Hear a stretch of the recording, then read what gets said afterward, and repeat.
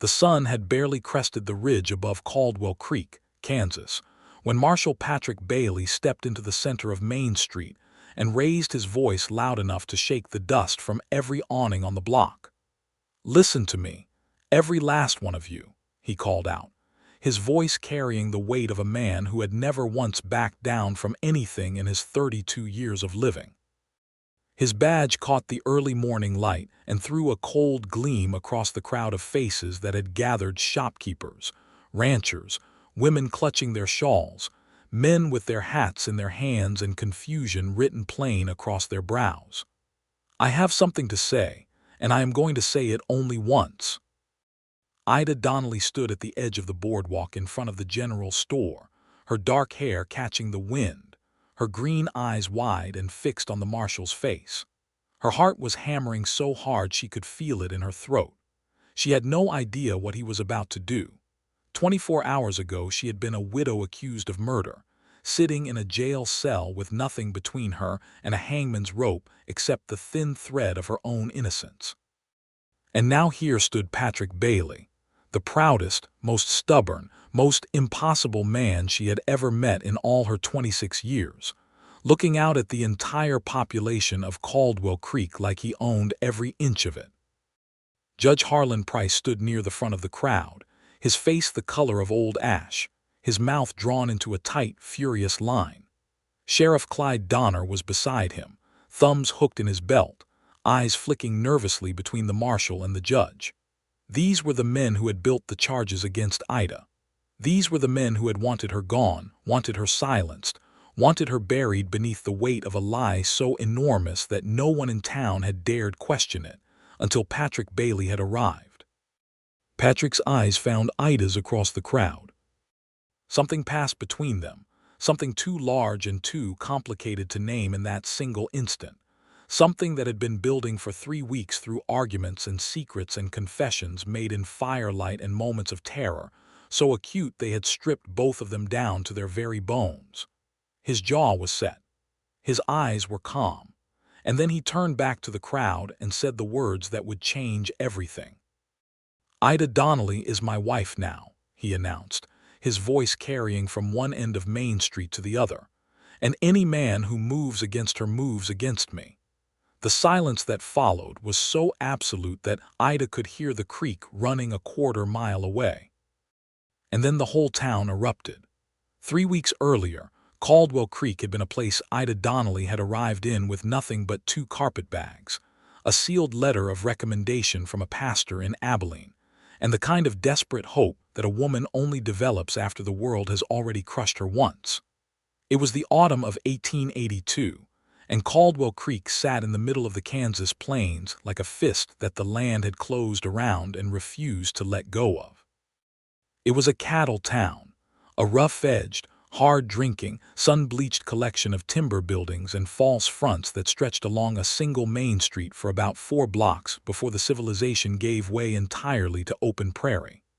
The railroad had come through 6 years prior, which had brought money, and money had brought trouble, and trouble had brought the particular brand of corruption that grows in places where opportunity and desperation live side by side. Ida had come to Caldwell Creek to take up a position as schoolteacher. She had answered an advertisement placed in the Abilene newspaper by the town council, had exchanged 3 careful letters with a man named Aldous Kemp who sat on that council, and had arrived on the afternoon stage with every reason to believe she was beginning a new life. Her old life had ended 14 months before, when her husband, a cattle broker named William Donnelly, had been thrown from his horse and killed on a trail outside of Dodge City. William had not been a cruel man, but he had been a careless one, and he had left Ida with debts she hadn't known about, and a reputation as a widow in a town where widows without family were regarded as problems to be solved rather than people to be helped. She had spent the better part of a year teaching reading to minors' children in Abilene for barely enough to eat, and when the Caldwell Creek advertisement had appeared, she had taken it as the sign she had been praying for. She had not known, when she stepped off that stage, that William Donnelly had once done business with Judge Harlan Price. She had not known that the business had been crooked, and that William had known things about Price's land dealings that Price would have paid any sum to keep quiet. She had not known that Price had been afraid of William for years, and that when William died, Price had spent a full year convincing himself that the secret had died with him, until he learned that Ida Donnelly was coming to Caldwell Creek. Price had not placed that advertisement in the Abilene newspaper because the town needed a schoolteacher. He had placed it because he needed to know how much William Donnelly's widow knew. Ida had stepped off the stage into a trap, and she had not known it until it was already closing around her. The first week in Caldwell Creek had been deceptively pleasant. Aldous Kemp, a mild-mannered man with a shopkeeper's careful hands, had met her at the stage and walked her to a small house at the edge of town that the council had provided. The schoolhouse was clean and well supplied. The children who came to her first lessons were polite and eager. The women of the town's small Methodist congregation had brought her a pie and 2 loaves of bread as welcome gifts, and Ida had begun to feel, for the first time in over a year, that perhaps the world intended to be kind to her after all. She had met Patrick Bailey on her 5th day in town. He had come into the schoolhouse late in the afternoon while she was cleaning the chalkboard, and he had filled the doorframe so completely that the light coming through behind him had vanished. He was tall, broad-shouldered, with the kind of face that had been shaped by years of sun and wined into something angular and direct, with dark eyes that missed nothing and a jaw that suggested a man who had never once surrendered a position he had taken. He wore a marshal's badge on the front of his coat, and he held his hat in both hands with the precise, deliberate courtesy of a man who had been raised to show respect and chose to do so even when he didn't particularly feel it. "Miss Donnelly," he had said, his voice low and measured, "I'm Marshal Patrick Bailey. I want to welcome you to Caldwell Creek." "Thank you, Marshal," Ida had replied, keeping her voice neutral because there was something in his gaze that was less welcome and more assessment, and she was too honest with herself not to notice the difference. "I also want to ask you something," he had said, "if you'll permit me." "Ask," she had said. "Did you know anyone in this town before you arrived?" She had frowned. "No, I answered an advertisement." His eyes had stayed on her face for a moment longer than was comfortable. "I see," he had said, in a tone that suggested he saw quite a lot. "I hope you'll find Caldwell Creek agreeable, Miss Donnelly." He had put his hat back on and left, and Ida had stood holding her chalk eraser and trying to decide whether she had just been welcomed or warned. She had been warned, though she would not understand that for another several days. Patrick Bailey had ridden into Caldwell Creek 4 months before Ida arrived, sent by the federal marshal's office in Topeka, following a complaint that had worked its way through 3 levels of officialdom before anyone had taken it seriously. The complaint had been filed by a man named Silas Garrett, a cattle rancher who had been driven off his land by what he called organized theft dressed up as a legal transaction, and who had named Judge Harlan Price as the man behind it. The federal office had sent Patrick because Patrick was the kind of marshal who got sent to places where the corruption had grown deep enough to become dangerous. He had spent the previous 3 years cleaning up situations in 3 different Kansas towns, and he had the scars and the reputation and the particular bone-deep weariness of a man who had seen the worst that people were capable of and had kept showing up anyway. He had spent his first 4 months in Caldwell Creek moving carefully, building his case, making himself a visible and steady presence without showing his hand. He had identified Price's network. He had found 3 men who were willing to talk if given the right assurances. He had assembled something close to enough to move on, and he had been preparing to send word to Topeka when Ida Donnelly arrived and changed the entire landscape of everything. Because Ida had brought something with her that she didn't know she had. Among her late husband William's papers, which she had packed into the second carpetbag largely because she hadn't known what else to do with them, there was a ledger. A small, cloth-bound account book, maybe 4 inches by 6, filled with William's careful handwriting. Ida had glanced through it once in Abilene and concluded it was a record of cattle sales she didn't understand, and she had thought nothing more of it. But the ledger contained dates and figures and initials that corresponded exactly to the transactions Patrick had been investigating. Transactions in which Judge Price had used forged land surveys and bribed county officials to strip legitimate ranchers of their properties. William Donnelly had been present at several of those transactions in his capacity as a cattle broker. He had written down everything he witnessed with the quiet, methodical precision of a man who understood that someday he might need proof. Price had somehow learned that the ledger existed. He did not know that Ida was unaware of its significance. He assumed, with the paranoid logic of a guilty man, that she had come to Caldwell Creek deliberately, that she was an instrument of his exposure, and that she needed to be eliminated before she could act. He had moved with a speed and ruthlessness that surprised even the people working for him. On the evening of Ida's 11th day in town, a man was found dead in the alley behind the saloon. The man was named Chet Rourke, and he was one of 3 witnesses Patrick had been carefully cultivating. He had been shot twice, and the bullet that had killed him had come from a small-caliber pistol of a type that was uncommon in Caldwell Creek. By the following morning, Sheriff Clyde Donner, who answered to Price in all the ways that mattered, had arrested Ida Donnelly on suspicion of murder. The evidence was fabricated from whole cloth, but it had been assembled with the attention to detail that only someone with real power can manage. A witness came forward who claimed to have seen a woman in a dark dress near the alley. Ida had worn a dark dress that evening. A pistol was found hidden behind a loose board in the wall of Ida's little house, planted there by one of Price's men while Ida was teaching school that afternoon. The pistol had recently been fired. Ida had been dragged out of her house at 6 in the morning, still in her nightgown, confused and terrified, and locked in the jail before the sun was fully up. Patrick had been standing outside the jail when they brought her in, and he had watched the whole proceeding with his arms crossed and his face carefully blank. He had waited until Sheriff Donner went inside, and then he had stepped around to the small barred window at the side of the building and looked through at the woman sitting on the bunk inside. "Miss Donnelly," he had said quietly. Ida had looked up. Her eyes were dry, which told him something. Most innocent people cried in the first hour. The ones who didn't cry were usually either guilty or too proud, and the particular way she was sitting, with her spine straight and her hands folded in her lap, told him she was the second kind. "Marshal Bailey," she had said with a composure that he had found, despite himself, extraordinary. "I need to know," he had said, keeping his voice very low. "Did you bring anything with you from Abilene? Papers, documents, anything that belonged to your husband?" She had looked at him for a long moment, something calculating and wary moving behind those green eyes. "Why?" she had asked. "Because I think you were brought here specifically," he had said.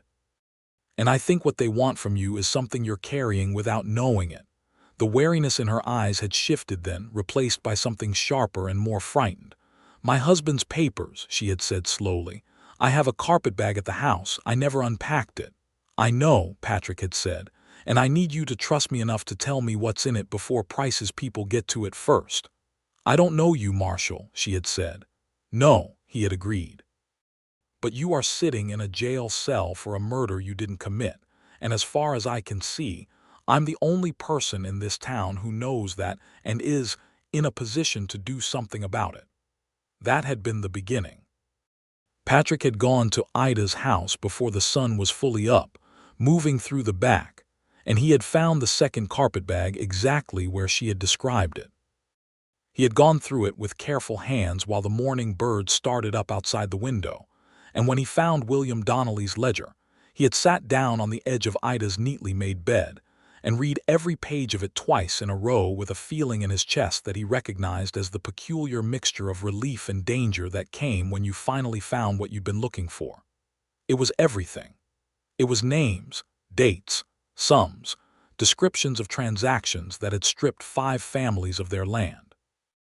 It was a complete record, assembled by a man who had known he was recording something incriminating and had done it anyway, perhaps as insurance, perhaps because he had a conscience that hadn't been entirely worn away. It also meant that Ida Donnelly was in considerably more danger than he had initially assessed. He had gone back to the jail and told her everything. Not a sanitized version, not a careful diplomatic rendering designed to manage her reaction. He had told her the truth in full, because she deserved it, and because he had already concluded from that first conversation that she was a woman who would see through anything less. She had listened without interrupting, which he had noted. When he finished, she had been quiet for a moment, and then she had said with a steadiness that he had not expected, "My husband knew all of this and never told me." "It appears so," Patrick had said. "He was protecting me," she had said, and the way she said it was not a question and not quite a statement, but something more complex than either, a recognition that contained both grief and a kind of bitter acceptance. "Or protecting himself," Patrick had said, because he believed in honesty even when it was uncomfortable. Ida had looked at him directly for a long moment. "Both," she had said. "Both things can be true." He had found himself nodding, and he had thought, not for the first time since he'd met her, that this was a woman of unusual clarity.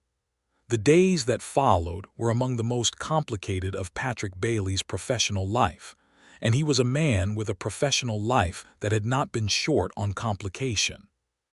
He had to keep Ida safe inside the jail while simultaneously keeping Sheriff Donner from moving the case forward too quickly, buying himself time to gather enough additional evidence that he could move against Price without giving Price the opportunity to destroy what was already there.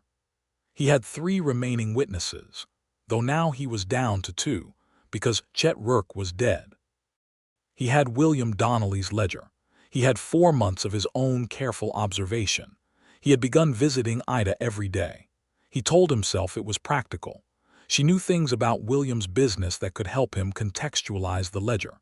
She had a sharp, organized mind, and she was capable of identifying entries that referred to specific transactions in ways that he, as an outsider to the cattle business, could not. These things were true. They were also incomplete explanations for the fact that he began looking forward to those visits with an intensity that he found alarming, and then found himself no longer able to pretend was purely professional. Ida, for her part, was navigating her own complicated interior landscape. She was not, she told herself firmly, going to develop feelings for a man who visited her in a jail cell. She was a practical woman. She had learned practical lessons from her marriage, the most important of which was that attraction without genuine knowledge of a person was a dangerous indulgence. She had married William Donnelly at the age of 20, when she was young enough to confuse excitement for love, and she had not been unhappy in that marriage exactly, but she had understood by the end of it that she and William had been strangers to each other in all the ways that mattered. But Patrick Bailey was not a man who permitted you to remain ignorant of who he was. He said what he thought. He told her things that were difficult to hear without dressing them up. When she challenged him, he engaged with her challenge seriously instead of dismissing it or becoming defensive. When she was frightened, he did not minimize her fear or tell her everything would be fine. He acknowledged it and then explained, specifically and concretely, what he was doing to address the situation that had caused it. It was, Ida thought during one of her long afternoons in the jail cell, possibly the most respectful she had ever been treated by a man she had known for less than a month. On the 8th day of her confinement, something happened that changed the temperature of everything. Price had apparently decided that waiting for the legal process to resolve itself was taking too long, and he had sent 2 men to the jail at night with instructions that were not, Patrick was certain, intended to end well for Ida. Patrick had been sleeping in the chair outside the cell block, which Donner had objected to, and Patrick had overruled by virtue of having federal authority and a willingness to use it. And when the 2 men came in through the back door of the jailhouse at 2 in the morning, Patrick had been ready. The confrontation was brief, loud, and resulted in 2 broken noses, 1 dislocated shoulder, and both men locked in the cell next to Ida's. It had also woken Ida, who had pressed herself against the far wall of her cell with her heart thundering, and who had then watched through the bars as Patrick lit the lamp, checked both men for additional weapons, and locked them in with the methodical efficiency of someone who had done this kind of thing before. He had turned then and found her watching him, and something in the look on her face, something that was not quite relief and not quite admiration but contained elements of both, had made him put down the lamp and walk over to the bars of her cell and stand there in the lamplight looking at her in a way that was not the way a marshal looks at a witness. "Are you all right?" he had asked. "Yes," she had said. Her voice had been very steady, but her hands, gripping the bars, had not been. He had looked down at her hands and then back up at her face, and without thinking about it, without making a decision, he had reached through the bars and covered both her hands with his. Neither of them had said anything. The two men in the other cell were groaning quietly. The lamp threw long shadows, and Ida had looked up at Patrick Bailey and felt something shift in her chest with the slow, irreversible weight of a river changing course. She had not pulled her hands away. He had not let go. They had stood like that for a long moment, and then Patrick had cleared his throat and stepped back and said, in a voice that was slightly less even than his normal voice, that she should try to sleep, and she had said she would try, and they had both spent the rest of the night not sleeping. The next morning, Patrick had sent a telegram to Topeka. Not the cautious, procedural telegram he had been planning, the one that requested reinforcements and additional time. This one was more direct. It named Price. It named Donner. It referenced the ledger and described the two men currently locked in the Caldwell Creek jail who could be charged with attempted murder. He had moved up his timeline because the situation had changed. He had moved up his timeline because he was afraid that if he waited any longer, the next men Price sent would be more careful, and he could not allow anything to happen to Ida Donnelly. He stood outside the jail in the October morning air and thought about the way her hands had felt under his and acknowledged, with the honest self-knowledge that was one of his less comfortable qualities, that this case had become personal. The problem with personal in his experience was that it made you reckless. The problem with personal was that it compromised your judgment. He had seen it happen to other men, other marshals and deputies and sheriffs who had let someone get under their skin while they were working a case and had made mistakes because of it. He was not going to make mistakes. He was, however, going to get Ida Donnelly out of that jail cell. It took him 4 more days to build what he needed. He spent those days in conversation with his 2 remaining witnesses, a rancher named Ellis Beaumont and a bookkeeper named Franklin Morse, who had worked briefly for one of Price's front companies. He spent them cross-referencing William Donnelly's ledger against his own 4 months of collected evidence, until he had a document that laid out Price's entire operation in a sequence that any jury in Kansas would have been able to follow. He spent them being very deliberate and very professional in his daily visits to Ida, which were harder than he let on, because Ida was not making it easy to maintain professional distance. She had begun in those 4 days to talk to him differently, not as a marshal and a witness, as people.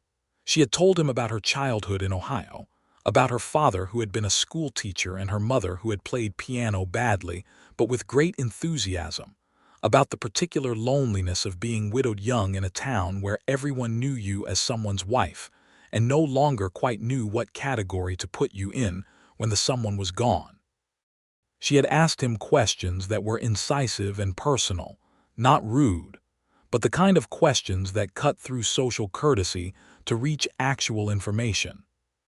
She had asked him why he had become a marshal, and he had told her the truth, which was that he had grown up in a town where the law was a fiction enforced selectively by powerful men, and he had decided young that if the law was going to mean anything, it needed people willing to make it mean something.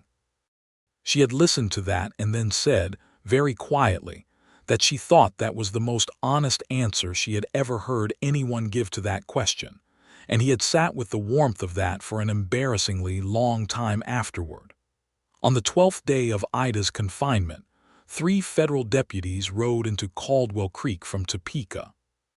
Patrick met them at the edge of town at dawn, before the main street was active, and gave them their instructions with the quick, complete authority of a man who had thought through every variable. They moved on Price's house and office simultaneously, and on Sheriff Donner's residence, all before 7 in the morning, with the speed and coordination that made such operations successful when they were done correctly. Patrick had gone to the jail himself. Donner had been at the jail, having apparently received some warning, though not enough warning to do anything useful with. Patrick had walked through the front door and found Donner standing behind his desk with his hand near his holster and his face the color of curdled milk. "Don't," Patrick had said, in a tone so flat and certain that Donner's hand had moved away from his holster as if the holster had burned him. Patrick had cuffed Donner to his own desk, retrieved the keys from Donner's belt, and walked to the cell block. He had unlocked Ida's cell, swung the door open, and stood back. Ida had walked out of the cell. She had been ready for this moment since before dawn, dressed and composed, her posture as straight as it had been on the morning they brought her in. She had stopped in front of Patrick and looked up at him, and in her eyes was something he couldn't quite categorize, something layered and complicated that contained relief and gratitude and something else, something that looked remarkably like the same thing he had been trying not to name in himself for the past 2 weeks. "It's over," she had asked. "The arrest part is over," he had said. "Price is in custody. We have enough to bury him. You're a free woman, Miss Donnelly." She had nodded, and then, because she was Ida and she did not do things halfway, she had stepped forward and taken his hand in both of hers and held it for a moment, exactly as he had once held hers through the bars, and she had said simply, "Thank you, Patrick." It was the first time she had used his given name. He had looked down at her hands holding his and thought, with a clarity that surprised him by its completeness, that he did not want to be the kind of man who let this woman walk away from him. The next 2 days were consumed by the legal and procedural requirements of arresting and charging a sitting judge, which was considerably more complicated than arresting ordinary criminals. Patrick worked with the federal deputies through the night, cataloging evidence, taking statements, sending telegrams to Topeka and to the Federal Circuit Court. Price was transported to Topeka under federal escort. Donner was charged separately. 2 of the men who had worked for Price's operation decided that cooperation was preferable to prosecution and provided statements that filled in the remaining gaps in Patrick's case. In the middle of all of this, Ida had quietly resumed teaching school. She had returned to the schoolhouse the morning after her release, and the children had come because children, bless them, generally cared far less about adult scandals than adults did, and several of them had brought her small offerings: a jar of wildflowers from one girl, a carved wooden animal from a boy whose name was Thomas, the gift of a child's uncomplicated affection presented with the grave formality of the very young. Ida had accepted these offerings with a seriousness that the children recognized as genuine respect, and had begun the lesson she had been planning before she was arrested, and the day had passed in the clean, purposeful way that good teaching days passed. But the town was not as easily redirected as the children. Caldwell Creek was a place that ran on reputation and rumor, and the events of the past 2 weeks had provided both in abundance. People who had said nothing while Ida was in jail, who had turned their faces away and told themselves it was none of their business, were now recalibrating their positions with the practiced agility of people who understood that being on the wrong side of a federal case was bad for business. Some of them approached Ida with apologies that were real. More of them approached her with apologies that were social management. She received both with the same measured courtesy, because she was tired and because she understood that righteous anger, while entirely warranted, required energy she did not currently have to spare. There were others, though, who were less willing to recalibrate. Price had allies in Caldwell Creek, people whose prosperity was tied to his land dealings, people who had looked the other way about things they should not have looked the other way about, and these people had their own reasons to be angry that the situation had been exposed. Among them was a woman named Clara Hoyle, whose husband Renard owned the largest cattle operation in the county and who had purchased several parcels of land through Price's scheme. Clara had been the social center of the respectable community in Caldwell Creek, and she was not a woman who forgave the disruption of her social world. Clara had begun a quiet, persistent campaign of social injury against Ida, not anything overt enough to challenge directly. Invitations that were not extended. Conversations that stopped when Ida approached, the particular brand of feminine cruelty that leaves no fingerprints. Patrick had noticed it. He noticed most things.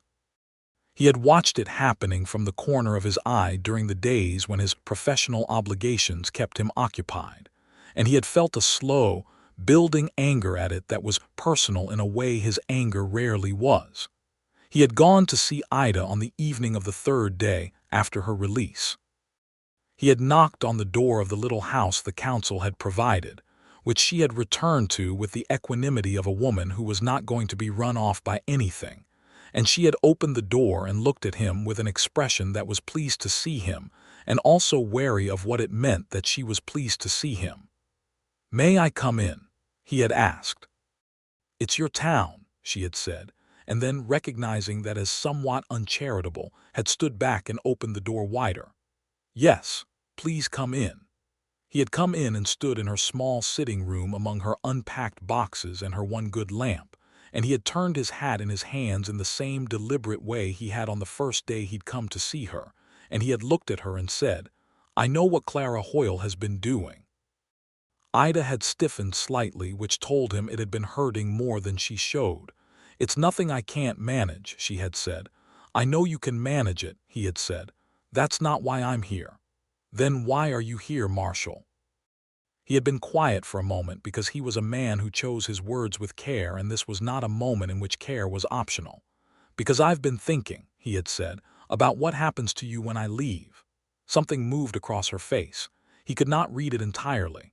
"When you leave," she had said, making it a statement. "My assignment in Caldwell Creek will be finished when the case against Price goes to the circuit court," he had said. "That will probably be another 4 to 6 weeks.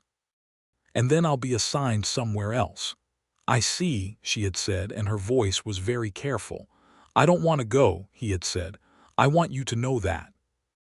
And I don't want to leave you here in a town where the Hoyle family still has influence, and where people who supported Price are going to make your life difficult because they can't touch me." Ida had been very still. Her eyes had not left his face. "What are you saying, Patrick?" He had looked at her steadily. "I'm saying that I have spent 3 weeks trying to be professional about something that stopped being purely professional about 2 weeks ago," he had said. "And I'm saying that I would very much like to know whether you would consider the possibility of something that neither of us has had time to think about properly, given the circumstances." It was not a declaration. He was too careful a man for declarations made without a foundation, but it was an opening, clearly and honestly made, and Ida was too honest a woman not to recognize it. "I would consider it," she had said, after a moment that was weighted with everything they had been through together. "I would consider it very seriously." He had looked at her for another moment, and then he had smiled, and it was the first real smile she had seen on his face, not the controlled, professional expression he wore at work, but something unguarded and genuine, and it was, she thought, an extraordinarily good smile. "Then perhaps," he had said, "you might permit me to call on you properly. In the evenings when my work allows." "I might permit that," she had said, and there had been warmth in her voice that neither of them pretended wasn't there. He had called on her the next evening, and the one after that, and the one after that. These evenings were different from the jail cell conversations, less urgent and more spacious, because the immediate danger had passed, and they were now two people choosing to spend time together rather than two people thrown together by crisis. They sat at Ida's small table and drank coffee, and they talked about everything from the practical. How was the school? What progress was the federal case making? Was the town council going to replace the damaged boardwalk section outside the general store? to the impractical, which was everything else. What books they had read, what they believed about God and justice, and what constituted a life well lived, what they were afraid of, what they hoped for. Patrick was not a man who talked about himself easily. He had spent years in a profession that rewarded containment, that treated emotional transparency as vulnerability, and he had internalized this so deeply that he was sometimes surprised by his own reserve. But Ida had a gift for listening in a way that made speech feel safe rather than exposed, a quality of attention that was neither passive nor demanding but simply genuinely present. And he found himself saying things to her in those evening conversations that he had never said to anyone. He told her about his brother Daniel, who had died of fever when Patrick was 16, and Daniel was 14, and about the particular and permanent way that loss had shaped everything that came after. He told her about a woman he had nearly married 7 years ago in Wichita, a woman named Ruth, who had ultimately decided that she could not build a life around a man whose work put him in danger as regularly as Patrick's did, and about how he had understood her reasoning without being able to argue against it, while also knowing that he could not change what he was. He told her about the moments of genuine despair that came in this work, not the physical fear, which was manageable, but the heavier and more exhausting weight of seeing what people were capable of doing to one another, and being required to continue believing in the possibility of something better. Ida listened to all of this with the full and serious attention it deserved, and she told him things of her own. She told him about her marriage to William, its genuine pleasures and its genuine losses, with an honesty that was neither cruel to William's memory nor dishonest about its limitations. She told him about the year of widowhood in Abilene, the grinding poverty of it, the loneliness, the particular humiliation of being dependent on the charity of an institution, the church, that was well-meaning but condescending. She told him about the moment she had read the Caldwell Creek advertisement and felt, for the first time in a year, like she might have a future. And then it turned out to be a trap, Patrick had said with a dark edge in his voice. And then it turned out to be a trap, she had agreed. But the trap also brought me here. He had looked at her across the table. To Caldwell Creek. To this, she had said, meaning something larger than a location, and they had both known what she meant, and neither of them had felt the need to say more than that. It was during the third week that things became complicated again, in a different way and from a different direction. Renard Hoyle, Clara's husband, had retained a lawyer from Topeka who had begun filing procedural challenges to the federal case, the kind of expensive legal maneuvering designed not to win, but to delay and complicate and ultimately exhaust the prosecution's resources. The lawyer's name was Seton Cross, and he was very good at his work, and he had arrived in Caldwell Creek with the confidence of a man who had gotten wealthy people out of worse situations than this one. Cross had also, within his first day in town, identified Ida as the source of the primary documentary evidence against Price, which technically made her a material witness in a federal case, and he had served her with a subpoena and a companion document that was, in Patrick's assessment when he read it, an attempt to create legal grounds for challenging the admissibility of the ledger on the basis that it had been obtained improperly. The argument was, in Patrick's view, specious. The ledger had belonged to William Donnelly and had come to Ida as part of his estate. She had not stolen it, had not obtained it through any improper means, had indeed not even known it was significant until Patrick had told her. But specious arguments required time and energy to counter, and time and energy were exactly what Cross was trying to consume.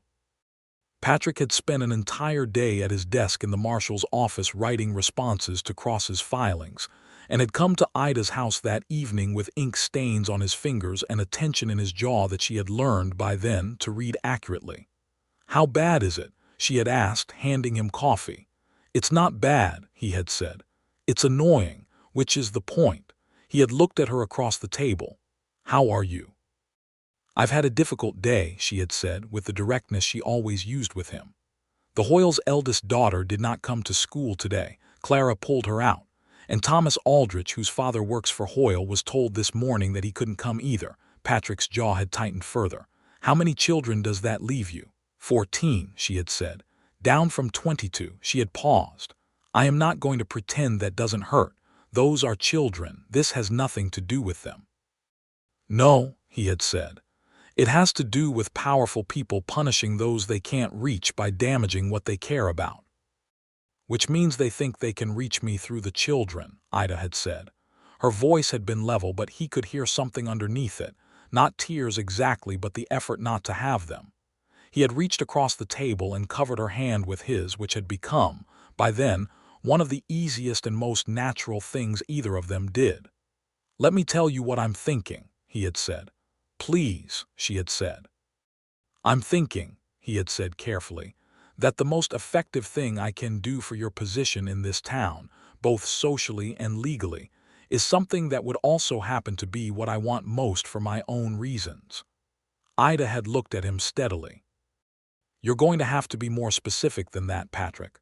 I know, he had said. I'm working up to it. She had waited, her hand still under his. I've been thinking about what you said, he had said, about the trap bringing you here. I remember saying it, she had said. I've been thinking about it because I think the same thing in reverse, he had said. I was sent here for professional reasons that had nothing to do with you. And I've been doing this work for 9 years, going from one town to the next, finishing cases and moving on, and it has never cost me anything I was not willing to pay. Until now. Ida was very still. I don't want to move on from this one, he had said.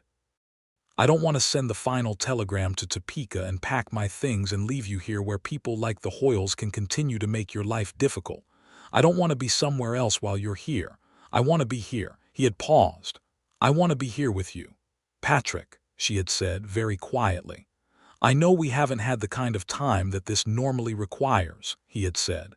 I know 3 weeks is not a courtship. But I also think that what we've done in these 3 weeks constitutes a kind of knowing that most people don't achieve in 3 years. Because we were thrown into the deep end together, and neither of us drowned, and we've been holding each other up the whole time. She had looked at him for a long moment, and something in her face was open in a way it had not been before, that careful composure she maintained for the rest of the world entirely absent, and what he saw underneath it was everything he had hoped to find there. I love you, he had said. I did not plan to say that tonight, and I did not plan to say it this way, but it is the truth, and you deserve the truth more than you deserve a performance. Ida had felt the words settle into her chest like warmth, and she had felt something she had not felt in a very long time, the particular and uncomplicated certainty of being in exactly the right place. I love you too, she had said. I have been trying not to for at least 2 weeks, and I have been entirely unsuccessful. He had come around the table and taken her face in his hands, those large, careful hands that she had come to trust entirely, and he had kissed her with the same quality of attention he brought to everything, completely present, completely earnest. And Ida had kissed him back and thought, somewhere underneath the warmth and the relief and the joy of it, that she had arrived in Caldwell Creek in a trap, and come through the other side of it into something that felt finally like freedom.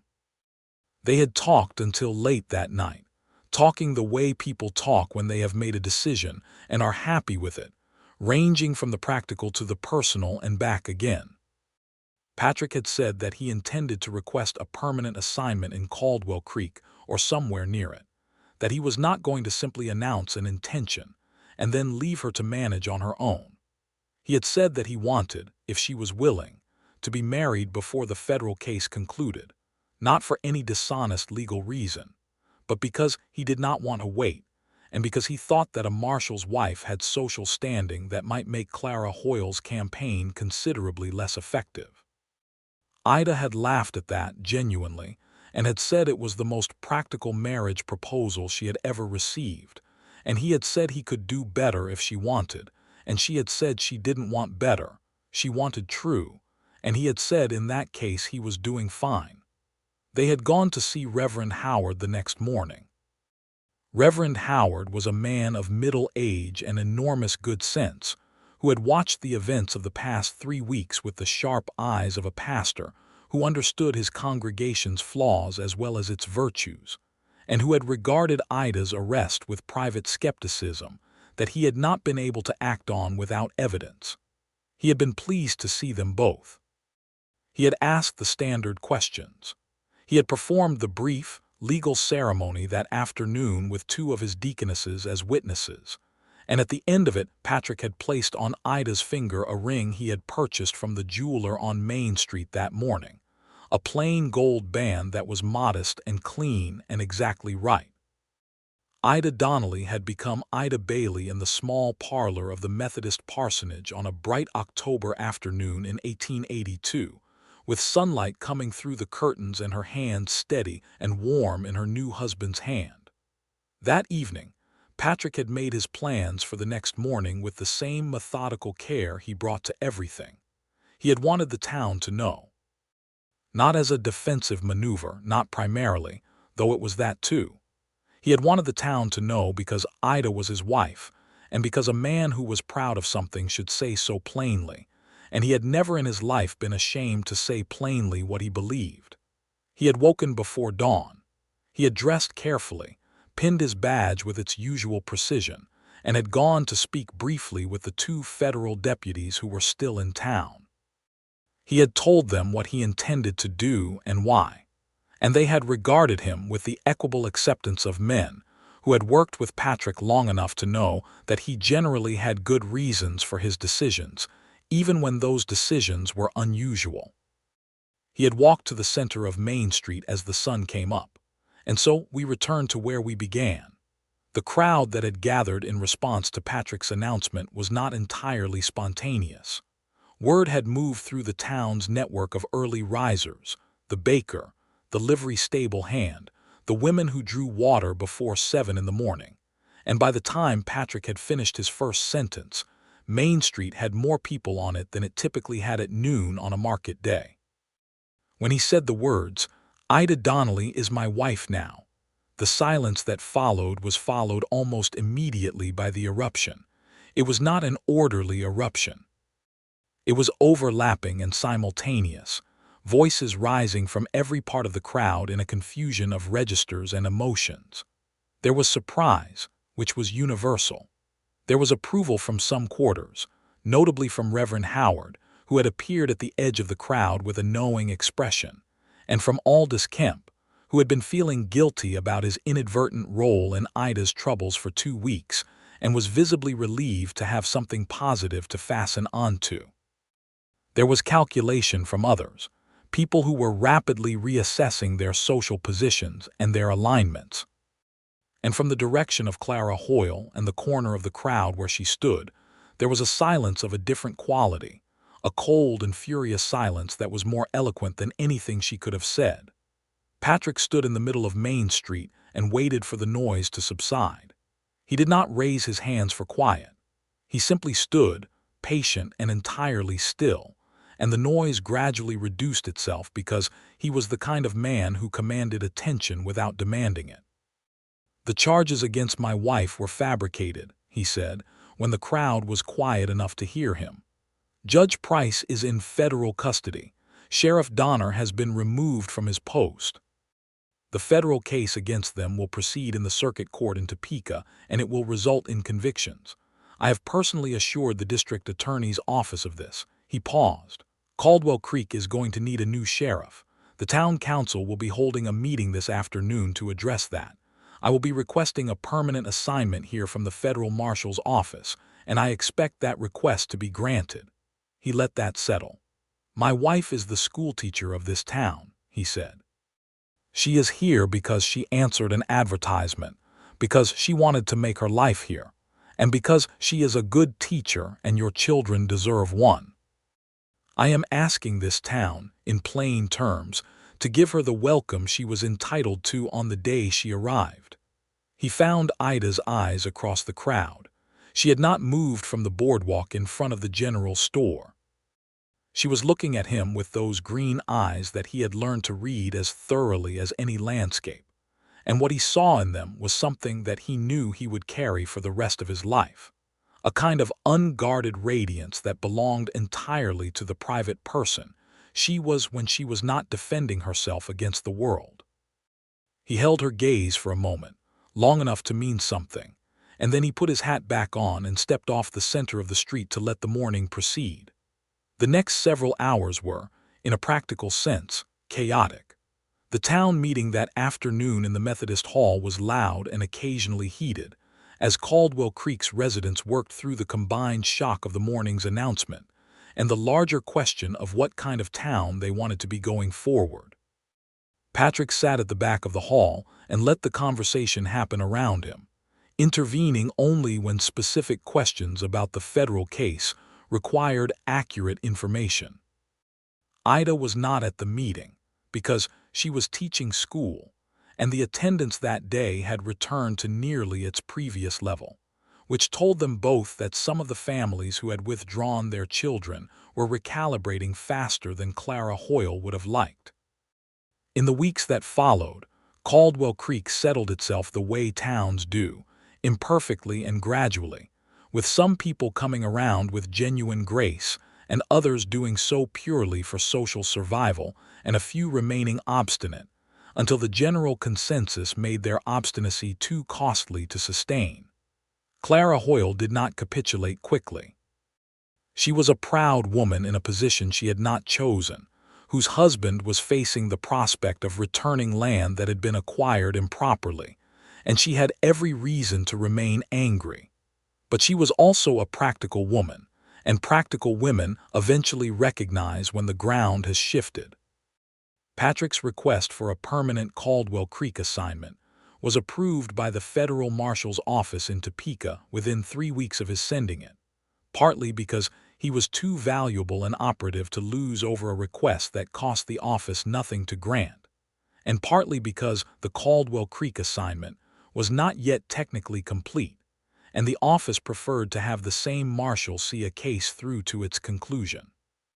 He would remain federal marshal with jurisdiction over the county, which was a position with more authority and a higher salary than the local sheriff's post, and which would be filled by a deputy he could supervise while retaining his own broader responsibilities.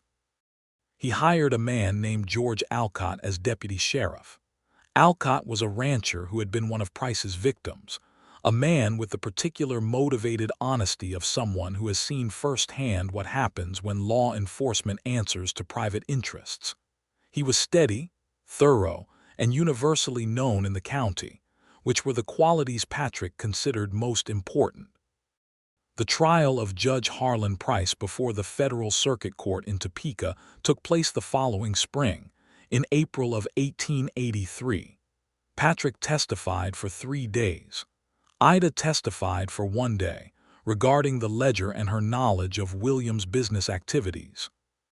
William Donnelly's careful accounting was entered into evidence as Exhibit A and held up to rigorous legal scrutiny for 4 days, after which the jury deliberated for less than 2 hours. Price was convicted on 7 counts of fraud and 2 counts of conspiracy. Renard Hoyle reached a civil settlement with the families whose land had been taken, returning 3 of the 5 parcels and paying substantial compensation for the other 2. Sheriff Donner pleaded guilty to lesser charges in exchange for his cooperation and served 2 years in prison.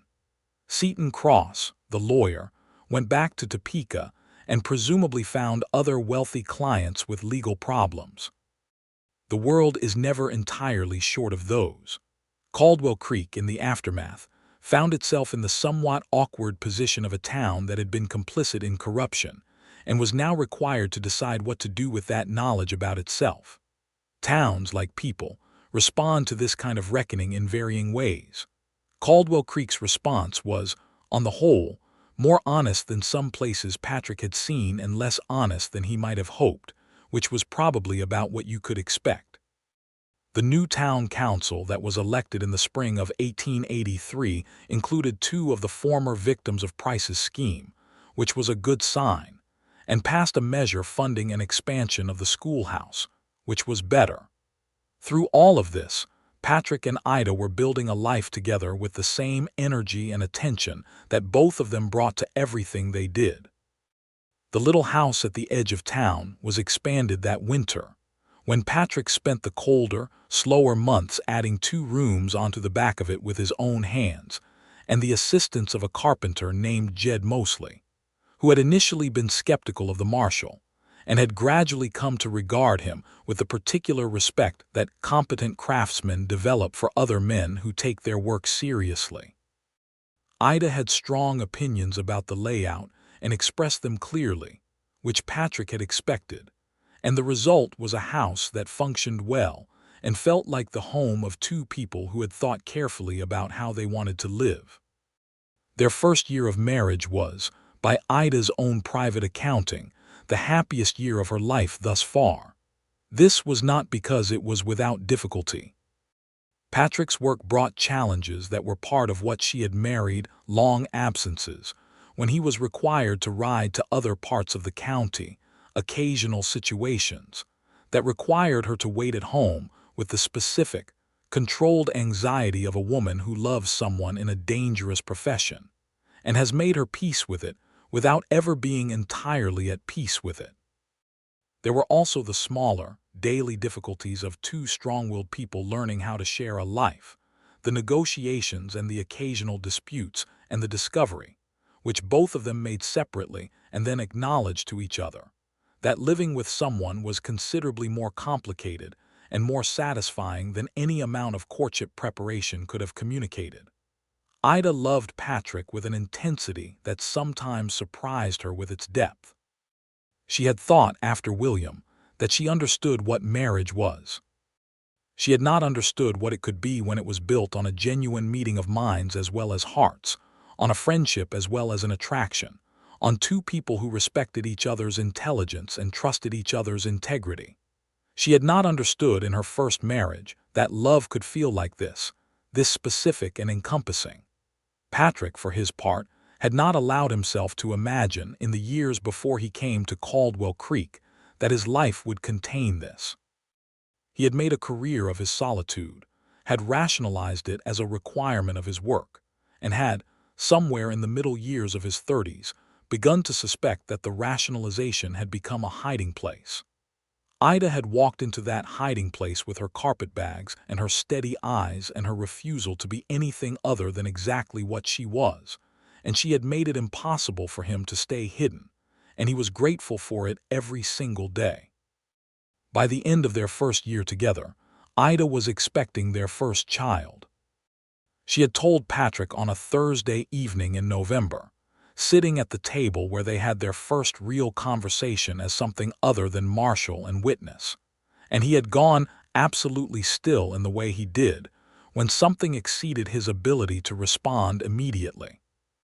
Then he had stood up and come around the table and taken her face in his hands, which was the thing he did when the feeling was too large for words, and he had looked at her with an expression that she would remember for the rest of her life, that particular unguarded radiance that matched what he had seen in her face on the morning in Main Street. "Are you well?" he had asked. "Perfectly," she had said, and she had leaned her forehead against his, and they had stayed like that for a long, quiet moment in their lamplight kitchen, while the Kansas autumn moved around the walls of their house. Their son was born in June of 1883, on a Sunday morning when the prairie was fully green and the creek was running high, delivered by the town's doctor, a woman named Dr. Elspeth Crane, who had arrived in Caldwell Creek the previous winter, and had been regarded with varying degrees of suspicion by a town that was not entirely accustomed to the idea of a female physician. Ida had hired her immediately and told Patrick that she was the most competent doctor she had encountered in her life, and Patrick had accepted this assessment because he had learned with Ida that her judgments about people were generally correct. The birth was uncomplicated. The baby was large and healthy and announced his arrival with a vigor that, Patrick thought, holding him for the first time in the hall outside the bedroom while Ida rested, suggested a personality that was going to make its presence known without reservation. They named him William James Bailey. William for Ida's first husband, because he deserved to be remembered with kindness, and because his careful accounting book had been, in its way, the instrument that had brought them together. James for Patrick's father, a man he had not always agreed with but whom he had respected. The name was Ida's suggestion, and Patrick had accepted it without hesitation, which was one of the things she loved most about him, his capacity to hold complexity without needing to simplify it. Young William, who was called Billy in the way that boys named William inevitably are in small towns, grew into a healthy, energetic, deeply curious toddler who had his mother's eyes and his father's jaw, and the particular combination of their personalities that made him simultaneously a deeply thoughtful observer and a person absolutely committed to action. He was not a quiet child. He was not a timid one. He was, as Patrick said to Ida one evening while Billy was engaged in a vigorous debate with the family dog about the ownership of a stick, a child who was going to have opinions about everything. "He gets that from you," Ida said, not looking up from the letter she was writing. "He gets it from both of us," Patrick said. "Yes," Ida agreed, "but he gets the volume from you." The years passed in the way that good years pass, with a satisfying density of things happening in them. Caldwell Creek grew. The railroad brought more settlers and more commerce. The schoolhouse was expanded twice, and Ida's school eventually employed 2 additional teachers, a development that made her deeply proud in the way that builders are proud of things they have made larger than themselves. She continued teaching herself, refusing the offers of the town council to make her school superintendent in a purely administrative role, because she loved the classroom and was not prepared to give it up. Patrick continued his work as federal marshal, building a reputation across the western Kansas district that was founded on the same principles that had always governed his approach: thoroughness, honesty, a willingness to move against powerful interests, and a refusal to be intimidated by anything except his own conscience. He had his share of dangerous situations in those years, and Ida had her share of sleepless nights because of them, but he always came home, and she was always there when he did, and that reliability was itself a kind of miracle that neither of them took for granted. Clara Hoyle, to give her the credit she eventually earned, did change. It took 2 years after the trial, but she eventually came to Ida and made an apology that was real, which Ida received with the same honest seriousness she brought to everything. They were never close friends. They were not temperamentally suited for it. But they were civil, and occasionally more than civil.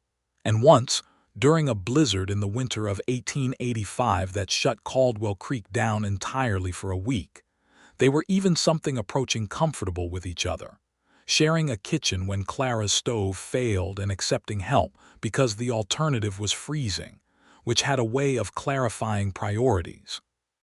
Their second child was born in the spring of 1885, a boy they named Thomas, for the child in Ida's class who had given her flowers when she was released from jail, and who had grown into a kind and spirited 8-year-old, who was one of Billy's closest companions. Thomas Bailey arrived with the same vigor as his brother and considerably more hair, which the entire household found amusing. Dr. Crane delivered him as well, and had by then become one of Ida's closest friends, a friendship built on intellectual respect and the shared experience of being women in a frontier town who had decided to take up more space than the town had initially offered them. Billy, at 2 years old, greeted the arrival of his brother with the cautious assessment of a child who is not yet certain whether this development is in his interest, and then, over the course of the following weeks, became fiercely attached to Thomas in the way that older brothers do when they discover that having a person who is entirely dependent on you is actually a form of power. He would sit beside Thomas's cradle and narrate the world to him with enormous seriousness, telling the baby about horses and the creek, and the names of the stars in the way his father had told him, And Ida would stand in the doorway of the bedroom listening and feel the particular fullness that she had not known to expect from the life she was living. Patrick was present for all of it in a way that mattered, present not just physically, but genuinely, in the way that men who have thought carefully about what they value choose to be present.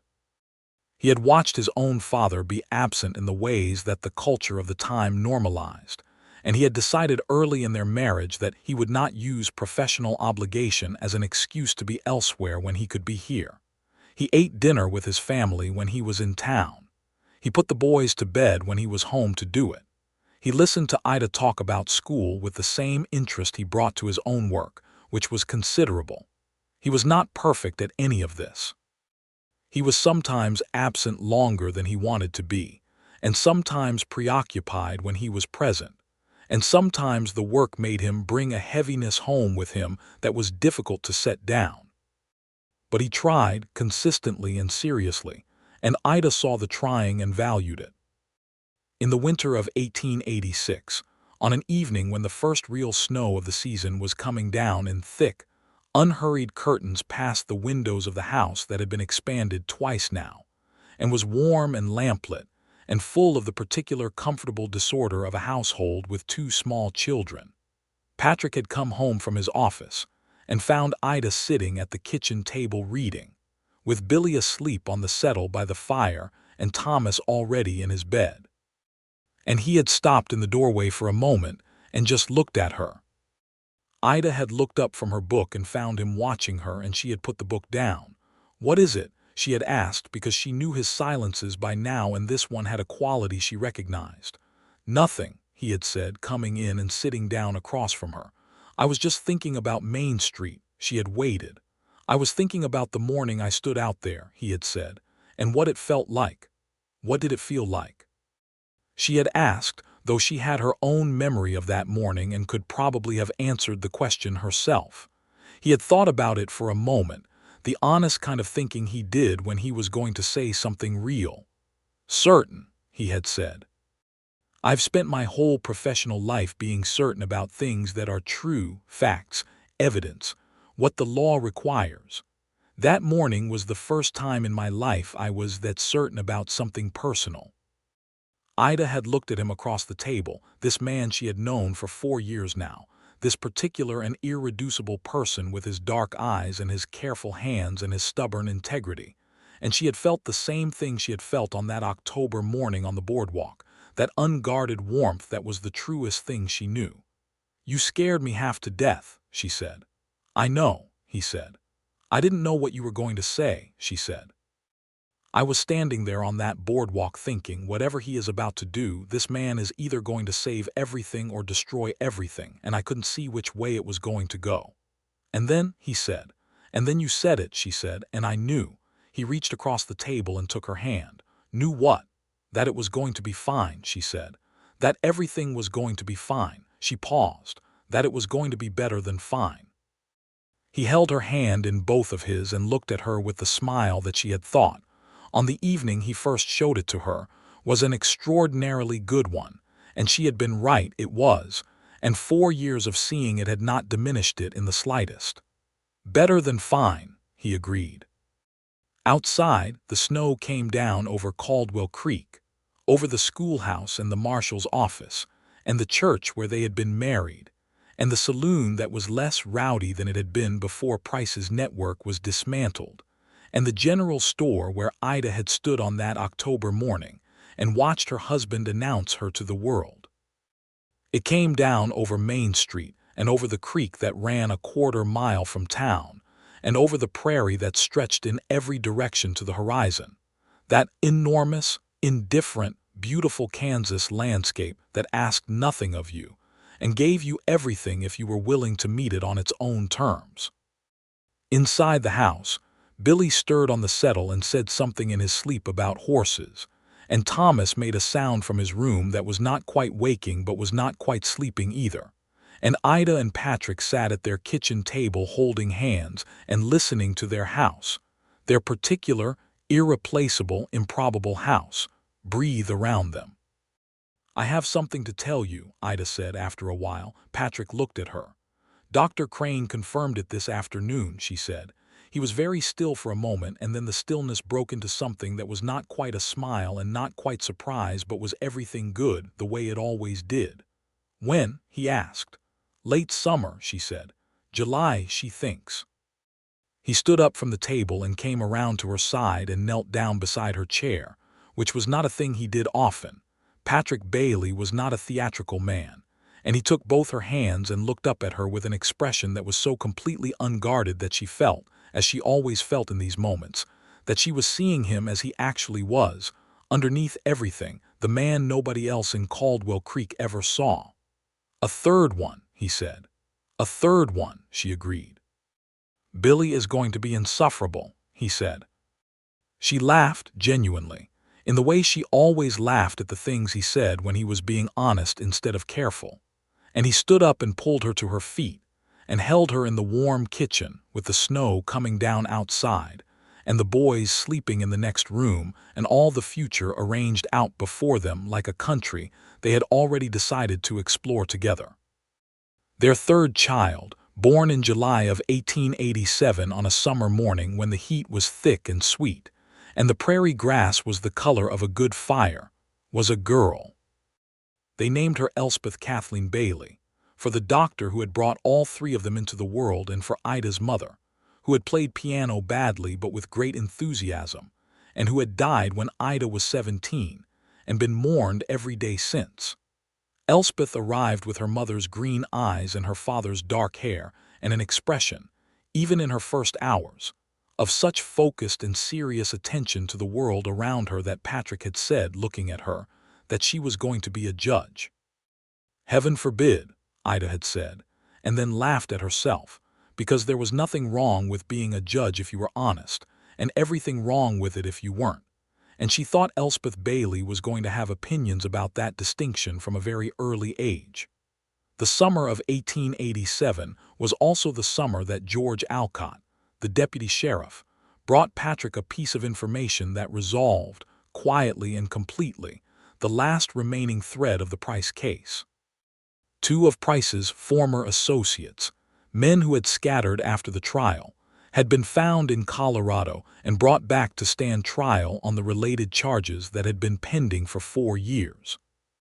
Their trials concluded in the autumn of 1887 with convictions, and Patrick received the telegrams from Topeka with the satisfaction of a man who has seen something all the way through to its completion.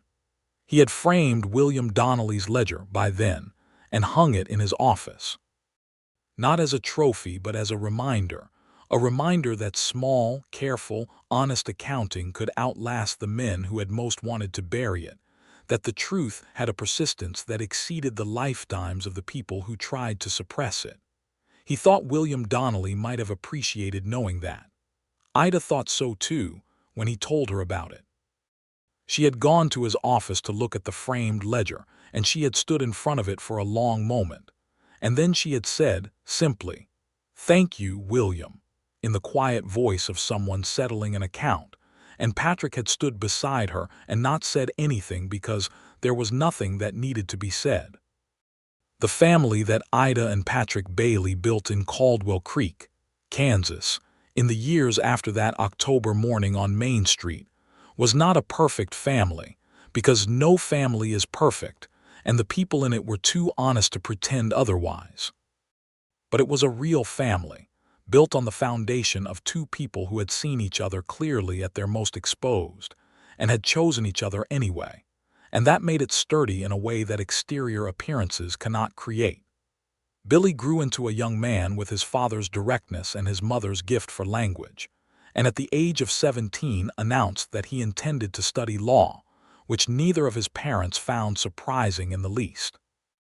Thomas, 3 years younger, was a different kind of person entirely, quieter and more observant, with a gift for the natural world that he had inherited from nobody in particular, and that expressed itself in an ability to understand the behavior of horses and dogs, and the land itself, that the ranchers around Caldwell Creek recognized and valued.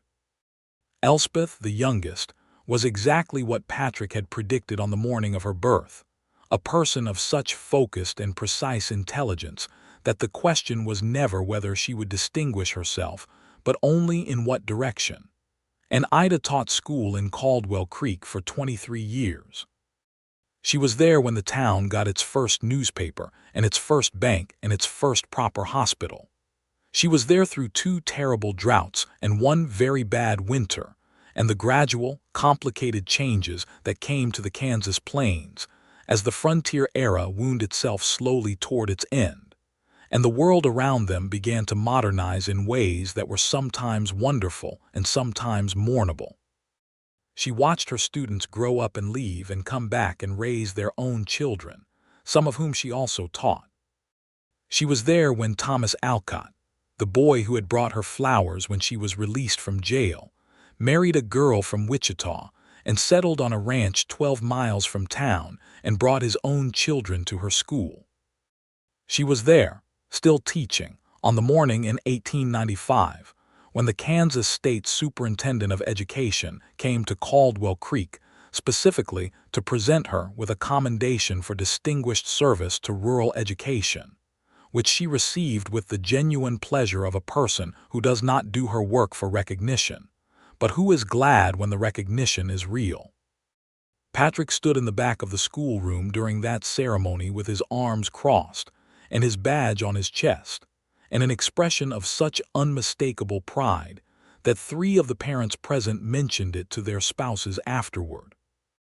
He had aged in the way that outdoor men age, the lines in his face deeper and the silver in his dark hair more considerable, but he stood the same way he always had, straight and still and entirely present. And when Ida looked at him from across the room, her face did the thing it always did when she looked at him, opened slightly, showed the person underneath. They walked home together that evening in the early autumn air, the same season it had all begun, with the same quality of light over the creek and the same smell of dry grass and approaching change, and they walked side by side in the companionable silence of people who have said so many things to each other that silence is just another form of conversation. "How does it feel?" Patrick asked. "To be commended by the superintendent. To have built something," he said. "Something real and lasting."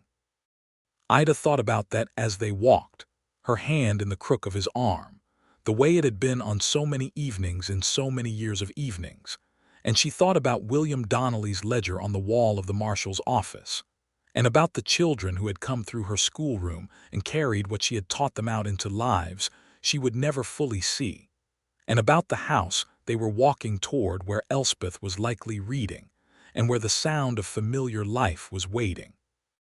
"It feels like the only thing worth doing," she said, "building something real." "Yes," Patrick said. They turned onto the street where their house was, the house with the 2 additional rooms and the garden Ida had planted over the years, and the front porch where they sat on summer evenings with coffee and the conversations that had never, in all their years together, become less interesting to either of them. "Patrick," Ida said as they came up the front walk, he said, "do you remember what you said to me that first evening you came to the house, the first time you called on me properly?" He thought for a moment. "I said I hoped you would permit me to call on you in the evenings. And I said it was your town," she said. "You were slightly uncharitable," he agreed. "I was being careful," she said. "I was already in love with you and I was being very careful about it." He stopped on the porch steps and looked at her. "Already," he said. "Already," she said. "It was entirely inconvenient."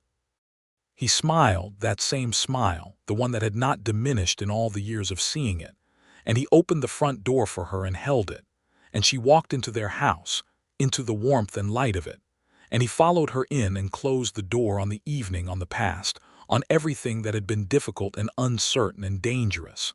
And what remained was this life they had made together, solid and ongoing, fully and irreversibly real. Inside, Elspeth looked up from her book and said, "You're late." "We walked slowly," Ida said, and hung up her coat. "The superintendent stayed to talk," Patrick said, "and went to put the kettle on, because the evenings were getting cool and coffee after dinner had been their custom for 12 years. Elspeth returned to her book with the particular satisfaction of a teenager who has been told a comprehensible answer to a question that interested her only mildly. And Ida sat down in her chair by the fire, and Patrick came in from the kitchen and sat across from her, and the lamplight was warm and the kettle was on, and somewhere outside the creek was running and the Kansas sky was full of stars. Everything had been resolved. Everything had been made whole.